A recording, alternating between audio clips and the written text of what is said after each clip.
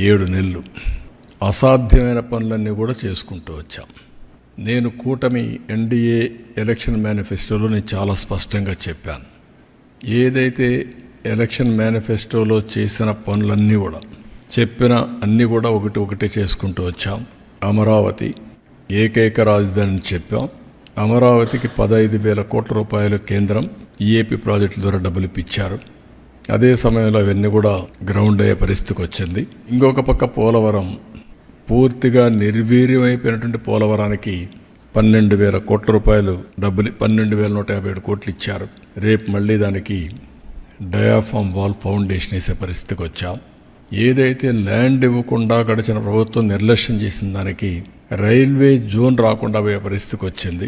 వచ్చిన వెంటనే వాళ్ళకు అవసరమైన ల్యాండ్ ఇచ్చాం, క్లారిటీ ఇచ్చాం, పర్సూ చేశాం. రైల్వే జోన్కు కూడా మొన్నే ప్రధానమంత్రి గారు ఫౌండేషన్ వేసే పరిస్థితికి వచ్చారు. ఇలాంటి మీరు చూసినప్పుడు ఎప్పుడూ జరగని పనులన్నీ కూడా మనం చేసుకుంటూ వచ్చాం.